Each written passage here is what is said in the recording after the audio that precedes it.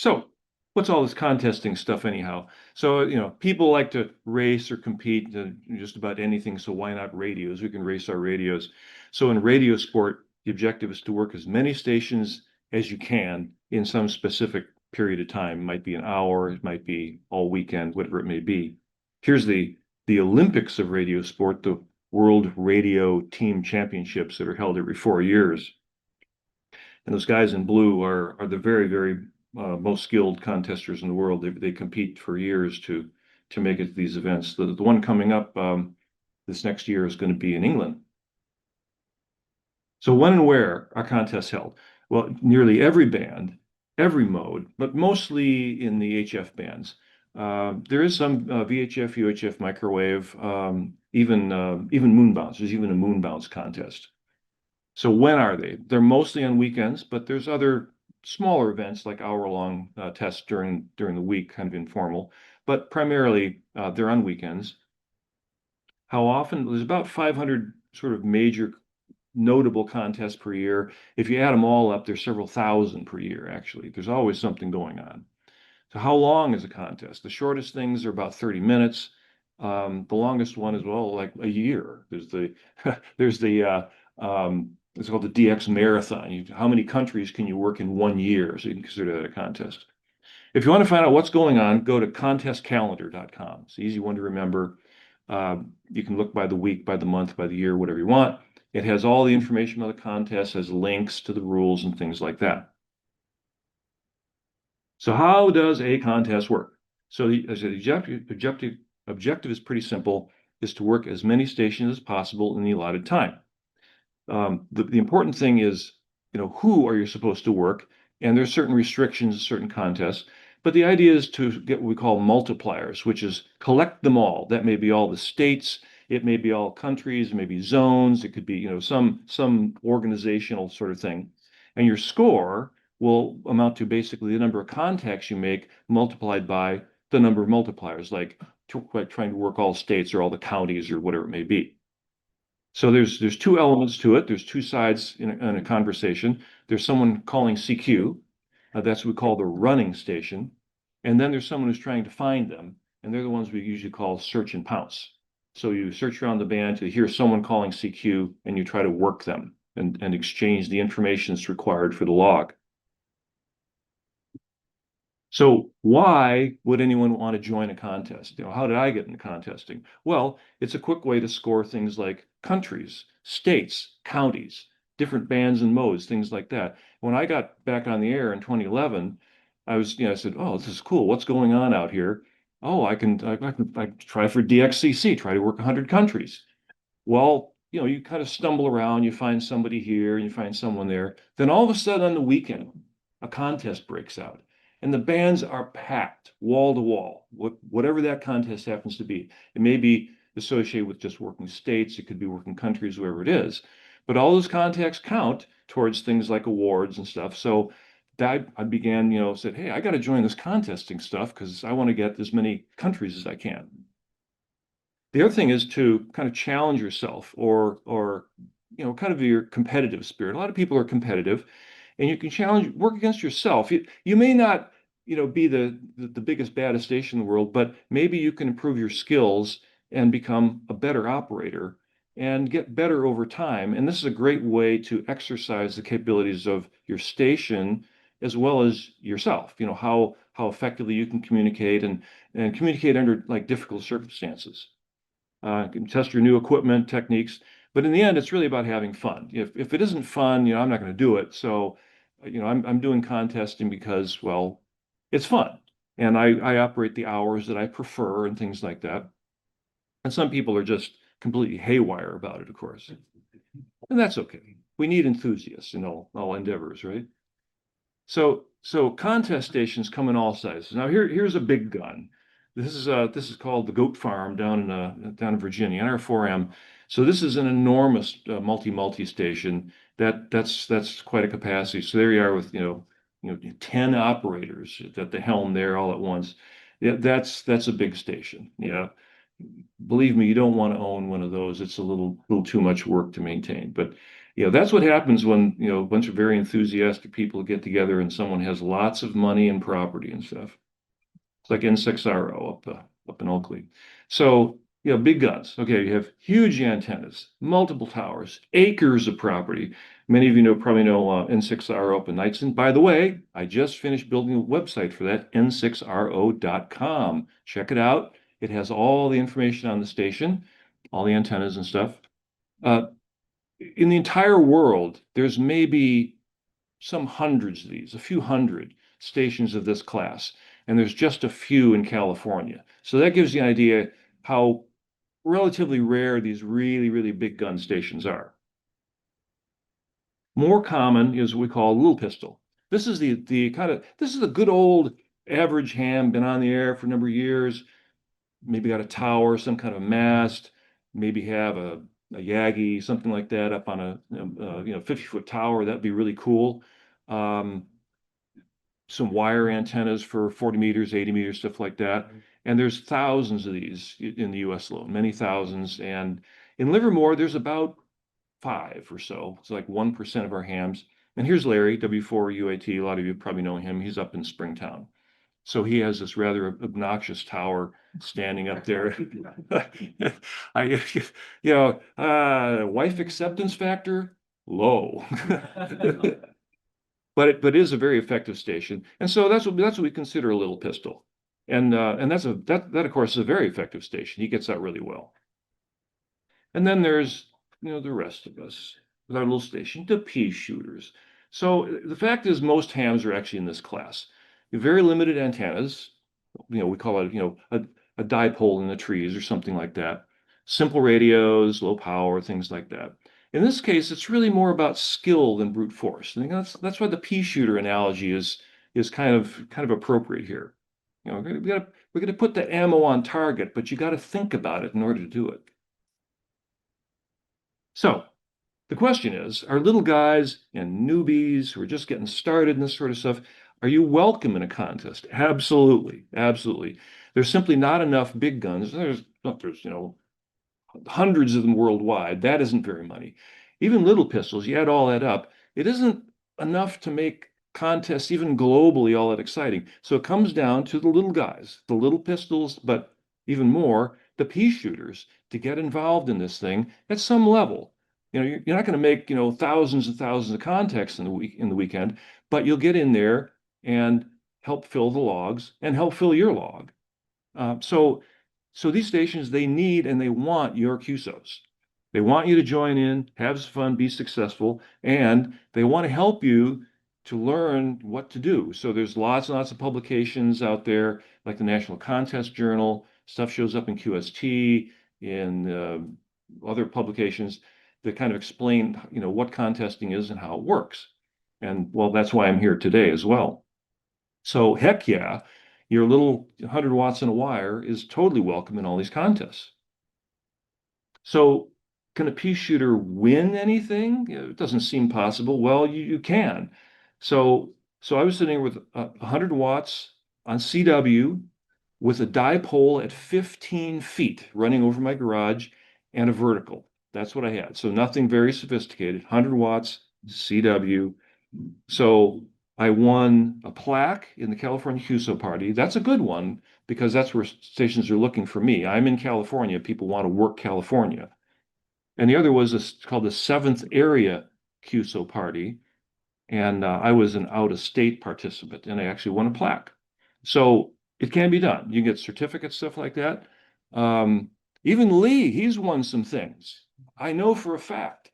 Lee is a great example of 100 watts in a wire who's been contesting for years now, and he's figured it out. A man's got to know his limitations, but you also have to learn what your strengths are. So let's talk about what a pea shooter is and what the operating techniques are. So some antennas for a small station. Well, let's start with, when in doubt, put up a dipole. Please put up a dipole. It's a simple single band, well, it could be multi-band antenna, like a fan dipole. We'll show you an example in a second. Maybe it's off-center fed. Always use a common wood choke or balun at the feed point. Hang it as high as you can if you got a tree, or maybe you can put up a pole. off the peak of the roof, get it as high as you can. Wires always work better when they're way up in the air. Maybe you have to bend it, you put a loading coil on it, you have to use invisible wire, wrap it around the house, halfway down the fence, whatever it is. But, try to get some wire up in the air. But dipoles in general really have no significant disadvantage. They're very effective, simple antennas. Make this your first choice if you can't put up some kind of tower and something very elaborate. Here's an example of the classic multi-band dipoles. The fan dipole, that's what I have in my backyard, made of 20 gauge hookup wire, covers 40, 30, 20, and 15 meters on one fan dipole. Works just fine. Been up there for a long time. An off-center fed, that's basically a single wire, feed a little bit off-center, and that can give you many bands in one antenna. But again, it's pretty much just a dipole. Straightforward antennas, you've all probably heard about these sorts of things. All band verticals. So these are kind of neat. We were just talking in the hall about these. So this technically it's called an off-center fed vertical dipole. This is one that does not require radials. It's a good, competent design, doesn't require radials, small footprint and stuff like that. Unfortunately, the most common sources of these, which were High Gain and Cushcraft, they're no longer available because they went out of business with MFJ, which is really too bad. I mean, I had one of these. Roberto's got, one of those kind of things. There's other brands as well, and a lot of these things just aren't available anymore. There's one company that's Chelegance. They make a thing called Mile KC4, and that covers like 20 through 10 meters. And then that's about it. N6BT down in Arizona, he's still making some antennas like this. He's very difficult to get a hold of and stuff like that. So these are almost a defunct solution, which is too bad, other than finding them on the used market. So you're kind of stuck with verticals that have radials. So vertical like that could be mounted on the ground, in which case the radials are probably laying on the ground in the dirt. You put out as much wire as you can. You kind of pave your yard with wire for the radials, which is a nuisance. That it's hard. You can staple it down. You have the grass grow over it. There's never enough space and stuff. It's kind of difficult to do. You can use elevated radials. Those are resonant radials. You can put a vertical like this on the roof, pave the roof with radials. A couple of good examples are DX Commander and Butternut. They're very, very good designs. They handle high power, very efficient, things like that. But you do have to lay these radials out. The inverted L, that's almost like a modification of vertical where it goes up like a vertical would, and then to tune it, it goes off to the side some direction or down in some kind of slope inverted L. And that's typically what we use on, say, 40 meters or lower, where it's difficult to get a vertical that's tall enough on a small property. So again, these can be implemented as wires, they can be done as aluminum tubing, whatever it is. But as a pea shooter, we're always kind of desperate because we have a small lot, a lot of space, and you just try to find a way to get something up there. And more often than not, you just end up with wire antennas like dipoles. And it's okay to be little bitty because, like I said, I managed to do okay. So there I am, the CC&R violator. This is what I had. So there's my little kind of highlighted there, the dipole skimming over the roof of the garage, and then a vertical. I jammed it up against the neighbor's tree, painted it. I call it NATO non-spectral gray, otherwise known as gray primer, and it wasn't too visible. As the tree grew in, it worked pretty good. So I had trouble because my station was way back in the corner of the garage. If the garage wall wasn't there, sitting in my chair, I could reach out and touch the vertical. So I had problems with RF getting back into the equipment because I'm right there in the magnetic field of the antenna. Not a great arrangement, but hey, that's a pea shooter for you. Compromises all over the place. But it worked. By golly, it worked. Everything works. And then of course. There's RF interference. I've done my famous talks on, dealing with RFI, and yeah, it's a big problem. We're jammed in a little neighborhood, many sources of radio frequency interference, mostly switching power supplies, LED lights, and stuff. I always talk to Lee. He says, "How's your noise floor?" He says, "Oh, it's fine. I'm at 40 meters, and it's like S2 or something." Like, dude, how do you do that? You're in a neighborhood, you got lots of houses around. Well, maybe it's an older neighborhood and nobody's put in all this modern electronic garbage. And so he has a decent noise floor. But more often than not, someone, finally gets on HF and they said, um, should my S meter be at S9 plus 20 dB all the time? I said, no, that's not quite what you want. And so, the RFI is a big problem, and you try to fix your own house first, and then go on from there. So, as I say, we've done the presentations on that, and there's lots of information. So, I'm glad to help with RFI problems. If you can't hear them, you can't work them. Good phrase in all of ham radio. If you can't hear them, you can't work them. If your noise floor is very high, you're going to have a very difficult time. So that's that is this is the thing that will kill amateur radio is RFI. It's not FT8, it's not something, it's RF interference. This is one solution is a low noise receiving loop. So this is a non-resonant loop. You can also use resonant loops. They work good too. You have to tune them for each frequency, but they cover all the HF bands, and it's basically just a loop of wire, if you will. And this one's made of aluminum and has a low noise amplifier at the base. And so this thing can actually be turned to null out at least one source of local interference. I got mine to null out the plasma TV next door. That would work really well for that. Um, and some makers right now, that one's made by a company that's defunct in the UK, unfortunately. So right now, the best choice is this company W6VLP. His are fairly affordable, about $350 for one of these things. It's only a few feet diameter. It's not too big. You can stick it up on the fence in your garden or whatever it is. Pixel was acquired by DX Engineering, and that one's quite a bit more expensive. But the low noise receiving loops can solve some of these RFI problems. Um, sometimes just by locating the antenna in the right place, sometimes by rotating to null out the noise. Radios for contesting. Most modern HF rigs have decent performance compared to historic stuff. Having a really good receiver is a big advantage, especially in a contest where the bands are very crowded and things like that.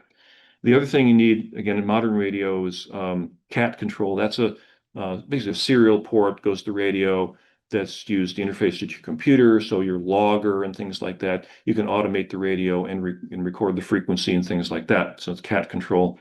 So here's a few examples. TS590, that's what I had for many years. That's what Lee has. Very nice radio, excellent receiver. The FTDX10 from Yaesu, that also is an outstanding performing radio. The IC7300 from ICOM, that's one Roberto has. There's got to be some other 7300 owners. Yeah, yeah. Very popular radio. The latest version of that just came out, they improved some things. It's a good deal, does everything you need. So most of these modern transceivers are more than adequate for any good Peashooter station. You can do just fine with any of these radios. Amplifiers are nice. As I like to say, it's the $2,000 S unit. You get like one S unit for a couple of grand. Going to 500 watts it can help a lot. Getting out when you have small antennas, maybe inefficient. You can pour the coal to it and they'll hear you a little better. So if you got the money, you got 220 volts, especially, even better. Get yourself an old Heathkit SB 220 or something like that. Get that baby on the air, and they're not quite so expensive. But amplifiers are nice if you can afford them. So this was my old station there, because I had my TS590. I eventually got myself an Elecraft KPA 500, so I had 500 watts. Had my little Heil Pro set with the microphone on the boom there, very nice. I had a Palstar tuner because not all my antennas are really resonant. The K1EL wind keyer that for CW, this is the keyer to get. It's the wind keyer. It's compatible with all the loggers, things like that, and it helps automate your sending. I had a little SoftRack SDR. I used that so I could have a waterfall display. Again, many of the modern radios have a waterfall display. You can get a nice view of what's going on across the band. I had a rack mount PC under there. Lots of CW keys. I'm a CW guy, so I have every kind of key there. The test equipment. You don't have to have a spectrum analyzer, but I do. So, so and two screens really helpful. You're always run out of screen real estate, so get that second screen up there. And this is it. It's on a little roll around cart out in the garage. I was freezing to death in the winter and burning up in the summer, but you suffer through. My wife got me some gloves that didn't have fingers, didn't have the fingertips, and some little these little down booties. I'd wear those things. It was January well, the contesting season is mostly through the winter, so it was always cold.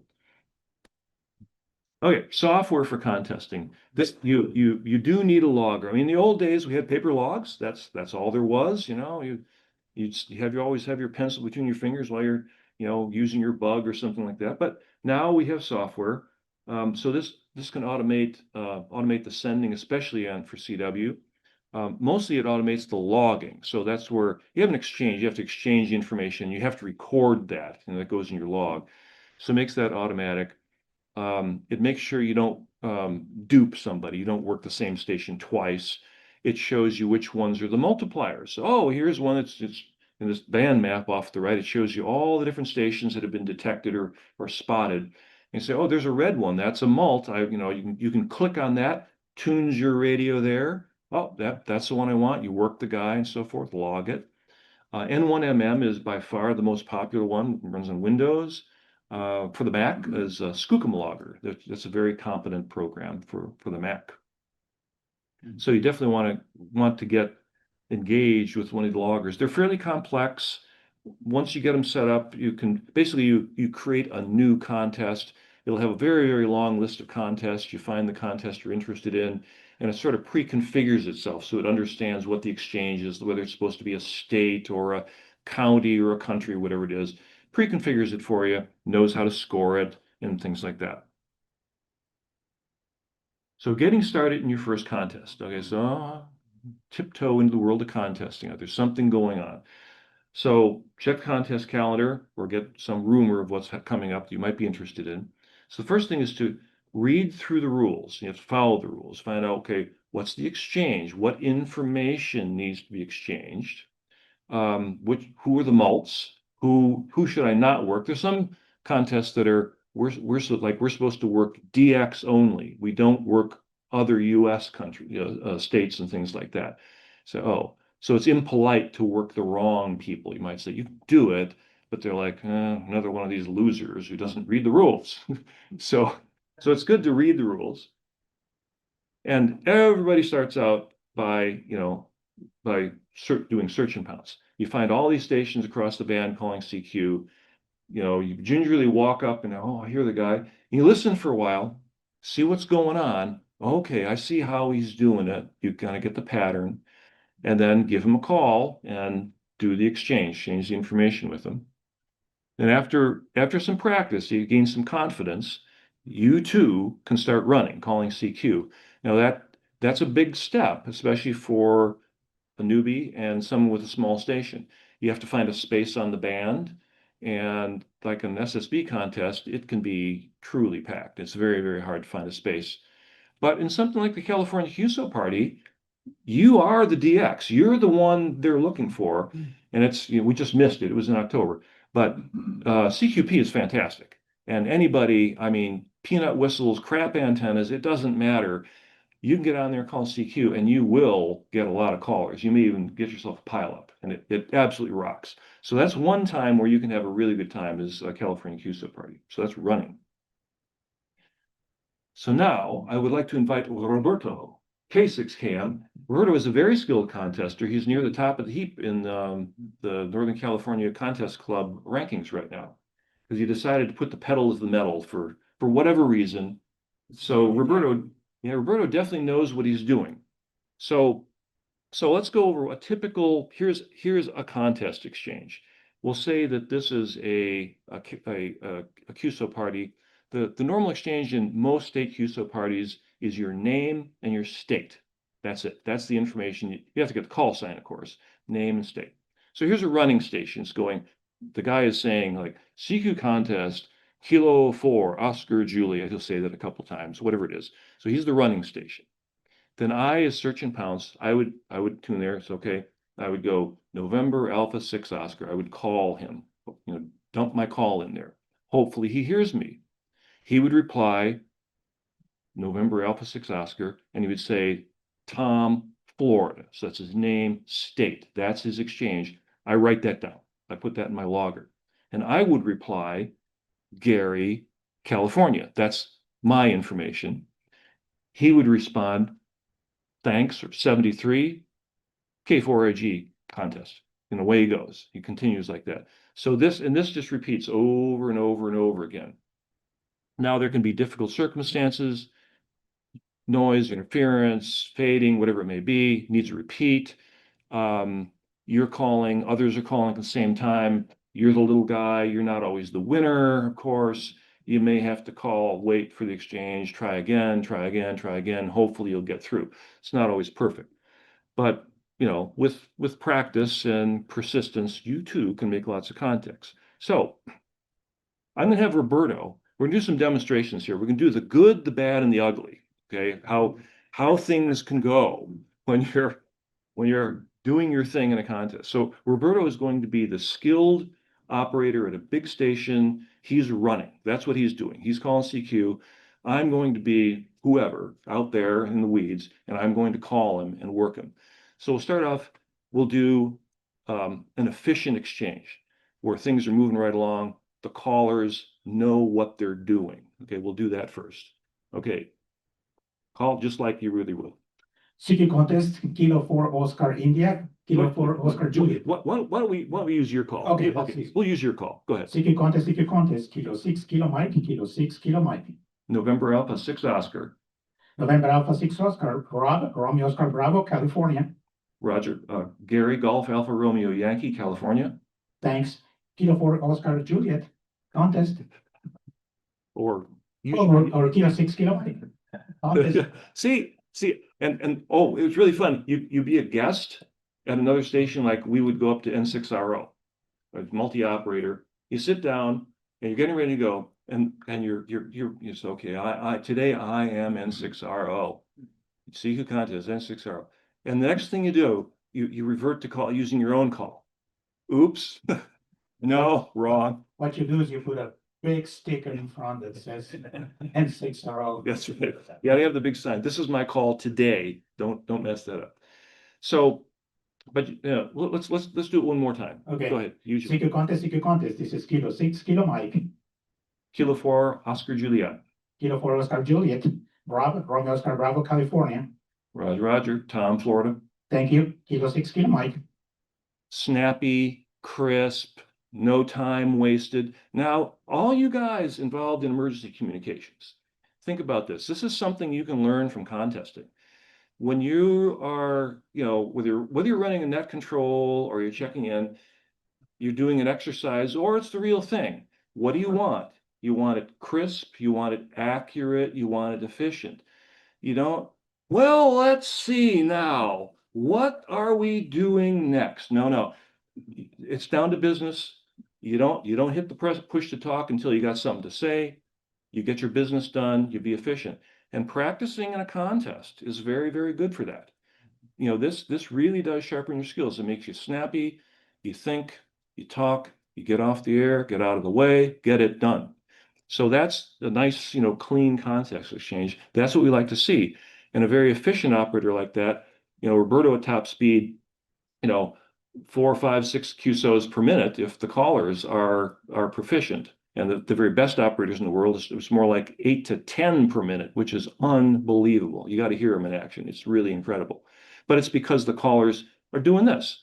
Only the information necessary. Okay, so now what happens? You're a little guy, you're calling, your station, station is a little bit weak, the conditions are poor, there's interference, stuff like that. It doesn't always go perfectly. So let's see what happens when it's less than ideal. CQ contest. This is Kilo 6 Kilo Mike. Whiskey 4, Whiskey 4 again. Whiskey 4 Alpha. Whiskey 4 Alpha, please. Whiskey 4 Alpha Bravo Charlie. Whiskey 4 Alpha Bravo Charlie. Romeo Oscar Bravo, California. Roger, Bill, Florida. I heard Phil in Florida. Is that a Roger? Roger, Bill, Papa, Hotel, India, Lima, Florida. Okay, thanks, Phil. 73. This is Kilo 6, Kilo Mike. So if you know, conditions are poor, if you're barely getting through, you're repeating your call, 3 or 4 times to get through. At that time, it's probably okay to repeat your exchange. Maybe do it a second time. If the calling station says, thinks he's got you the first time, he's asked for confirmation. A lot of times, actually, the best thing to do is just say, Roger. Just leave it at that, as opposed to repeating it again, in which case he's like, maybe I got it wrong the first time. If he comes back with your call accurately, don't say your call again, because he'll think, oh, I must have got it wrong. And now he's not sure anymore. Was it right the first time or the second time? So if he's got it right, if you've heard it right, leave it. Just leave it and move on. Okay, let's do something that's a little less than ideal. Hit it. CQ contest. This is Kilo 6, Kilo Mike. Whiskey 4, Alpha Bravo Charlie. Whiskey 4, Alpha Bravo Charlie. This is Rob, Romeo Oscar Bravo, California. Roger there, Rob. It's Rob in California. Hey, QSL. Yeah, this is Rupert. Romeo Uniform Papa Echo Romeo Tallahassee in beautiful Florida. Go ahead. Hey, Robert. Thank you so much for the call. 73. Yeah, thanks. I'll catch you on down the line. 7-3s. 73. CQ contest. This is Kilo 6, Kilo Mike. Yeah, don't be that guy. And okay, here's another very common one. Let's do another one. CQ contest. This is Kilo 6, Kilo Mike. Whiskey 4, Alpha Bravo Charlie. Whiskey 4, Alpha Bravo Charlie. This is Rob, Romeo Oscar Bravo, California.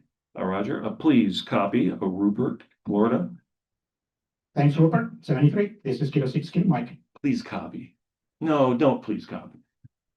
Please erase please copy from your vocabulary. So you will hear it everywhere, especially the QSO parties, things like that. Everyone says, please copy. It serves no purpose. It adds no information. It simply takes up time and space. Don't do that. You can say, maybe say, after the exchange, you might say QSL, you might say Roger, and then go into your exchange. And typically, if you have a very simple name like Tom, that normally you don't have to spell it phonetically. Gary, I normally do spell that out, unless it's a station I've worked before and he knows me and that kind of stuff. So, all right, so there you have the good, the bad, and the ugly of contest exchanges. Thank you, Roberto. And so, sharpen it up. And when you're listening on the air, you will hear the good, the bad, and the ugly if you listen for a while. And, choose your mentors wisely. All right, so the key to contesting success is really in your operating skill as much as your station. I mean, I spent a lot of time on the air. I read all the things that the Northern California Contest Club had to offer. Eventually joined the club. There's all kinds of interesting material out there in magazines, things like that. And you work on your skills. So first, let's see. Let's pick a contest that looks fun to you. Things like the state QSO parties. They're a little slower paced, not incredibly busy. Almost every weekend there's a state QSO party. Simple exchange, just your name and state. As opposed to something like CQ Worldwide SSB, which is the biggest contest in the world. That one is, kind of a panic, maybe kind of overwhelming, hard to get yourself in edgewise initially, but you can still make some contacts there. So anyway, pick something that looks like it might be fun. Then you try to set some goals. What are you trying to accomplish? Well, obviously, to start, you just want to get some experience, do anything at all. But maybe you're looking for countries, like I said, trying to gain countries for DXCC and things like that. Or are you actually trying to win something? Okay, you want to try to win a category. Well, if you look at the rules in a contest, there'll be many categories. There's high power, low power, QRP, power level. There's some contests are organized by number of hours. There's what they call assisted or unassisted. Assisted is where you are looking at, we call the cluster the spotting network, where stations are spotted on the internet. So you can actually see, oh, this is who is on this frequency. You can have, you got this index of available stations. That's assisted. Unassisted is blind. You basically like have no internet. So those are different categories. And all these different categories, each one will have its own little award. They have plaques and certificates, things like that. And many of them are like the ARRL contests, they're broken down to awards all the way down to sections, like we're the East Bay section. So you can get to where you're only competing with others in the East Bay section at your power level, assisted or unassisted. So, it's like, you keep dividing it down until there's only one other guy who ever competes in this thing. Let me see if I can beat him. So, that way, I got a certificate. Yes, I did it, which is pretty cool. So, picking a category is pretty valuable. Then, you want to plan ahead. So, if the contest is, it's already underway, you turn the radio on, you realize, software doesn't work, how do I configure a contest? My antenna's broken, things like that. So you want to make sure your station's, all pre-tested. Like Roberto's going to run sweepstakes this afternoon, starts at 2 o'clock. He was on yesterday, making sure that the logger's all set up. You reboot the computer, never trust Windows, that kind of stuff. You make sure each mode is set and things like that. And then you want to allocate time. This is the official name for it is butt in chair, or BIC. So there's no substitute for being there and being on the air. If you want to win something, you have to put in the hours. That's if you want to win. If you want to have fun, it doesn't matter. But in the end, you want to be on the air at the times, maybe when your station is likely to perform the best. Maybe you only have a really good antenna for 15 and 20 meters. Okay, well, at midnight, those aren't going to be very good, but in the middle of the afternoon, they probably are. So if you only have limited time, get on the air when your station and propagation are maybe in your favor, or the area of the world you're trying to work, like Europe in the morning on 15 and 20 meters. Good choice, that kind of thing. So, time it to be effective. Some operating tips. So which mode should I use? Well, initially, a lot of people can only run SSB. It's the only capability you have, and that's fine. You run SSB. But for the small station, for the Peashooter, your problem is limited power, limited antennas, getting out basically. So SSB is probably the worst choice in that case because it uses so much bandwidth, it has a limited duty cycle and things like that. If you go to CW, that's worth roughly a factor of 10 in average power. Factor of 10. That's pretty good. Now there's some digital contests, the ones that run, there's radio teletype RIDI, but now of course there's FT8 and FT4. Those are really, really good. And the digital contests, there's at least 2 of them per year. Those are really, really good because that's another factor of 10 over CW. So if you go all the way from SSB to an FT8 contest, that's a factor of 100 in power. So, that's a huge difference, especially if maybe you have a high noise floor, ineffective antennas, things like that. So that's why I did all my thing on, well, I'm a CW guy anyway, but I did all my contesting in CW, and I still do just because I enjoy it. But that gives me this advantage that, my average power is higher. Then which bands? Well, use your best antennas. My little station, 15 was absolutely my best band. No question about it. If I could be on 15, I was there because I would always get the most best results. And you'll figure out after time that, yeah, I get out best on these bands. So kind of focus on those. What times? Steady propagation. Like I said, Europe in the morning, at sunrise, Japan on 40 meters, things like that. There's different times of the day where certain regions of the world are really good. Realize you're trying to work the East Coast. What time is it there? It's 3 hours different. Are they still awake? Look at the contest hours. A lot of QSO parties, they suddenly end. Like late in our afternoon, the contest is over. Well, sorry you missed it. You got to be on when the activity is there. Practice. So practice is really, participating in contests as often as you can. And during the week, particularly for CW, there's a number of different little informal tests. They're hour long. They're based on different categories of speed. There's a slow speed test and a medium speed test. Those are 20 and 25 word a minute speed limits. And there's also it's called the CWTs, and those have no limit. But those are good for CW practice because they are real contest exchange, but they don't really count for anything. There's no log to turn in, stuff like that. And again, there's no substitute for button share. If you're not there, well, obviously you're not making contacts.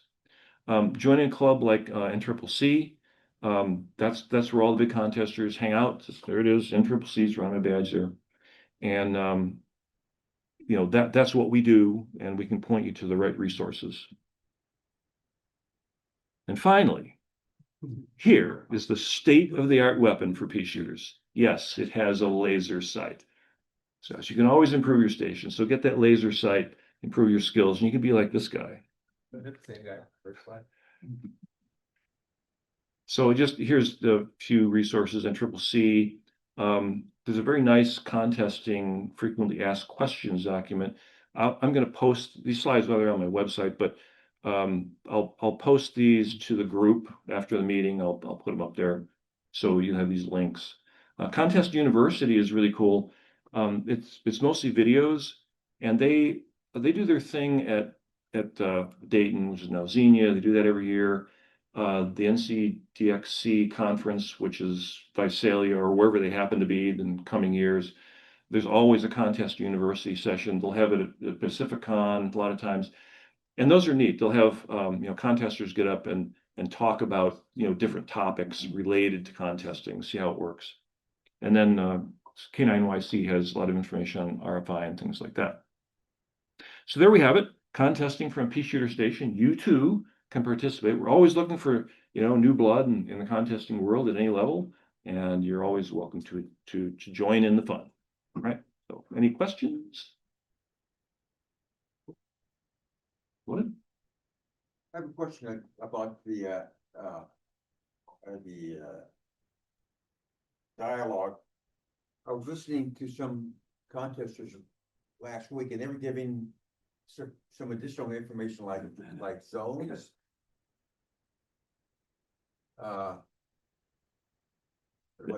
Okay, so the exchange. Okay, so when every contest is different. What is the exchange? If you heard one was like a zone example would be, for instance, the big contest CQ Worldwide. Your exchange is a signal report and your CQ zone. There's 40 zones. We are in zone 3. So my exchange on SSB would be, it's always 5.9.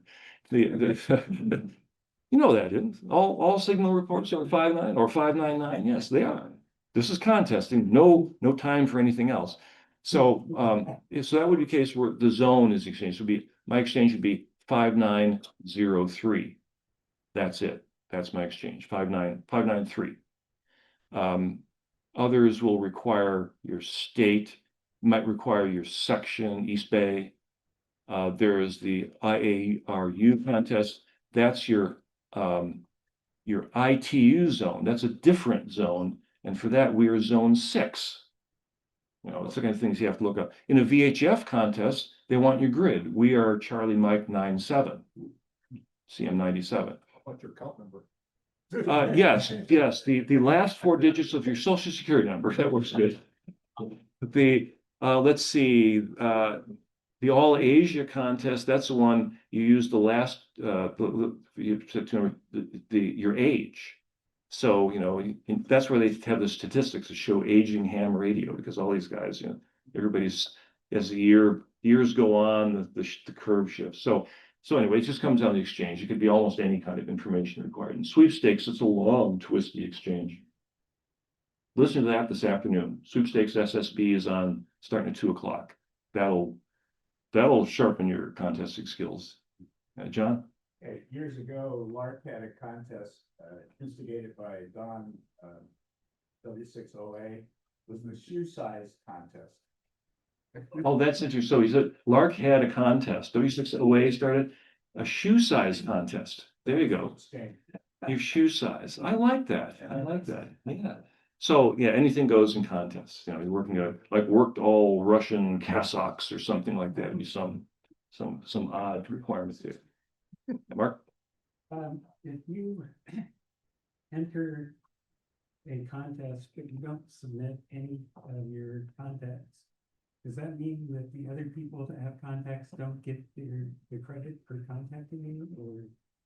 That's a very good question. So this is about submitting your log. This is something I should have put that in here. So when you create your log, assuming you're using a special computer logger, one of the things it can generate is a special formatted file. It's called a Cabrillo file. It's a text file that includes all your contacts and your exchange information. Most contests like this, almost all of them, they're adjudicated. So there's an organization that runs it, and they would like you to submit your log. So this special file, you go to a website, this is my call sign, my location, here's my log, upload it. And hopefully everybody does that. And then it goes into a big database. And what they do is they cross-reference and check all the contacts. I worked him at this time and on this band, and here's my exchange. It checks, oh yeah, that's in his log. It's a match. The right time, frequency, exchange is correct. Or, oh, there's an error. You got the call sign wrong, busted call. You got the exchange wrong, and somebody may lose the points for that contact. So it's nice if you do turn in a log, but you don't have to. If you don't turn in your log, it doesn't cost the guy you contact, it doesn't cost them anything. It just means it can't be cross-checked and verified. There's a category, they call them uniques. If you made one contact in a contest, one or two, something like that, the robot would be scanning and says, who's this, W6AA? He appears in 2 logs. Is he a real one or not? And it just calls it unique and says, we'll give it to you. If you work a bunch of contacts, you show up in many people's logs and they'll say, this is a legit call sign. And statistically, it's W6AA. We know that's what it is because many people worked him, even though we don't have a log for him. And if that shows up, they kind of they call it a synthetic log. So the log checking routines are incredibly sophisticated for things like that. But yeah, do submit your log, and that's a good reason for using the logger applications because it just has a command. It pukes out the log and you submit it. Very helpful. Ron? So years ago, I used to have, I joined field day and I found it difficult to find my call in field day. So I resorted to the last 5 minutes and one call. So I'd show up at the bottom of the list. Yeah, it is easy to, so Ron has a good approach. So if you want to quickly find your call in the listings, when they publish the results, being last is really good. You turn in your log with, 3 contacts or something. And there you are at the bottom, very easy to spot. I've done that. Yeah. How common is it for both parties to be penalized if one of them got the exchange copied wrong? Oh, okay. So what's the penalty if one side gets the exchange wrong? Is he invalidated, right, for both? It only invalidates one side. If one guy copies it wrong, it only invalidates one side. Yeah. But the idea is to copy it accurately. And if you don't get it, you do ask for a repeat to try to get it correct. Yeah, I always, I'm a Peashooter. I always submit my log just to, participate and, that kind of stuff. But so I always submit the log, but a couple months ago, I don't remember which contest it was. I had forgotten to submit it. About a week or so later, I got an email saying that my call showed up in however many other logs, and they asked me to, in case I forgot, to go ahead and submit the log. That's interesting. So this is about we'll call like late log submissions. The really big contests, they have only like a 7-day limit from the time the contest ends. It's exactly 7 days. You have to submit your log or forget it.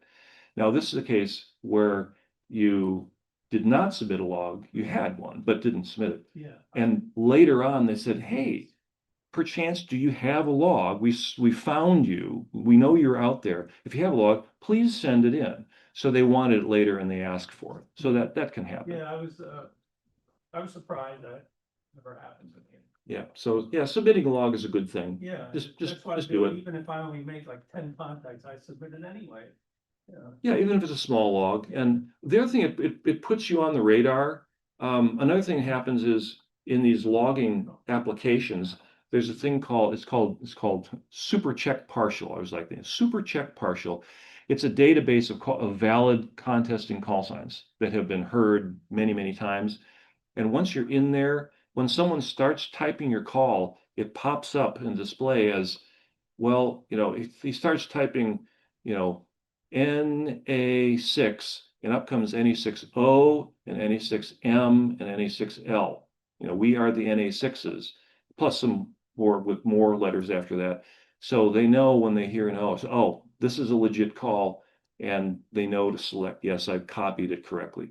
So after you've submitted logs and things like that a number of times, you too will end up in super check partial. And the next time it will be easier for the big gun, for instance, to copy your call accurately. You want to mention about the online scoreboard? Oh, the online scoreboard. Oh, this is very cool. It's called Contest Scores Online.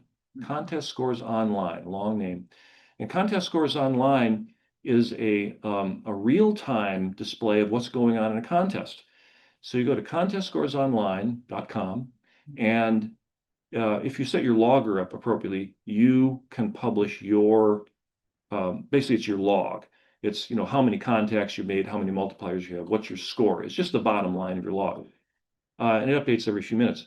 So that way, it's really fun. We do it because we want to find out, am I beating my friend, my neighbor, the guy in the other state, whatever it is, your competitors. We do that because you want to see where you are. Like, oh man, he's ahead of me. I'm going to have to, put the hammer down. I got to beat this guy. And it's really cool because, it has this kind of real-time competition. So it's contest score online. And if you're participating and you think you are not competitive, when you start seeing your score there and the next guy on top of you, you're gonna find out that you are competitive. Yeah, it's really neat to find out once in a while you're ahead of someone you thought you'd never be ahead of. Contest online score. Contest online scores. Contest online score.com. You'll find it. Done. Just a suggestion for the newly licensed people, there are special categories for rookies or new contesters that are less competitive, and you can win a prize sometimes pretty easily, or at least get, number 3 in the world or whatever, just by getting in there and working a little bit. Yeah, thanks, Don. That's a good point for the newbies. Many contests have special categories, all kinds of things, tri-bander and wires, all these different things. But one of them is for new contester, that you've only been doing it for a year, new licensees. There's different categories like that. And those are, say, poorly populated. You don't find many people competing in those in a given contest. So that's one. If you put yourself in that category, turn in your log, you might really win something on your first time out. I mean, do the best you can. Practice in like a CUSO party or something like that. Then go into a big contest. Go in as a new contester, and by golly, you can win a certificate or something like that. It's pretty cool. Ed? Yeah, a couple of years ago, I entered or made a contact in the Hawaii, QSO park. And I only made one contact, and I got interrupted, or maybe just didn't want to continue on.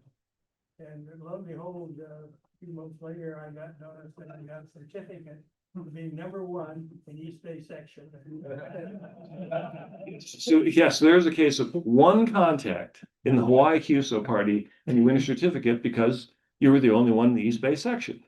Congratulations. That's all it takes, So if you don't play, you can't win. It's like all and many other things. Good, Ron? Any idea on the number of contests per year? Yeah, so I did a rough count.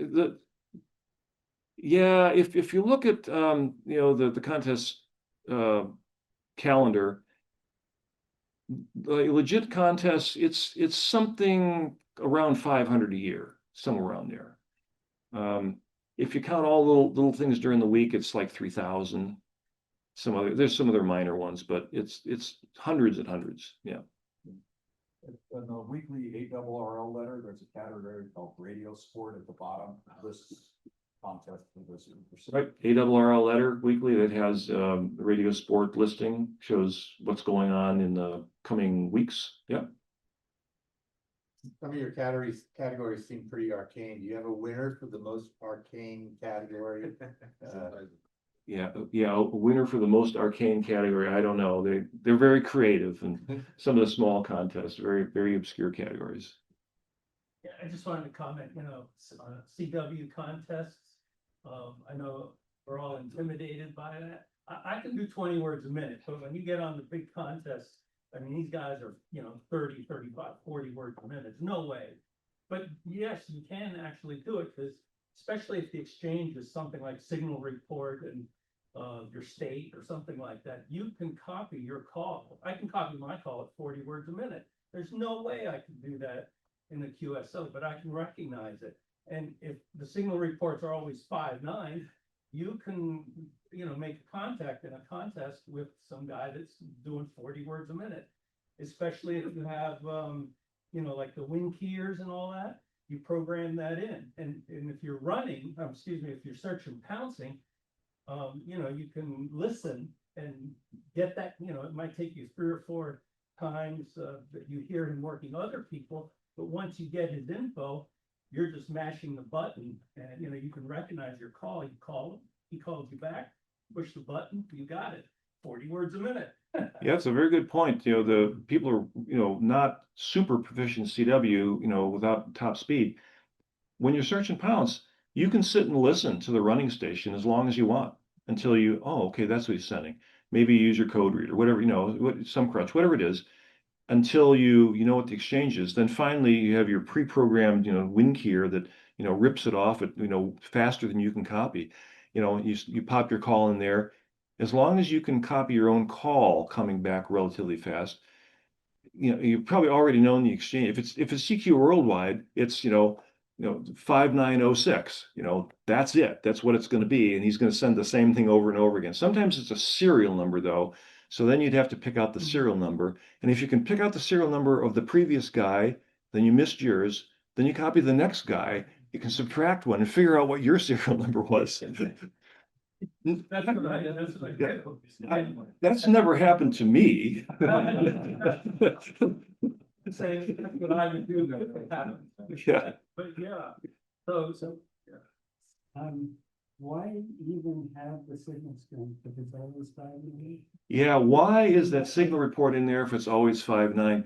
Yeah, I think there's 2 things. One is tradition, and one is it simply gives your brain an extra 200 milliseconds to recover before the actual exchange information shows up. That's about it. Please copy. Yeah, it's kind of a please copy sort of thing. Yeah, but it's official. So they should have a contest where the exchange is please copy, and there'd be lots of people really comfortable with that, I'm sure. All right, we have to move on to this meeting today. We got important business to transact here at Lark. Thank you all today for a little show.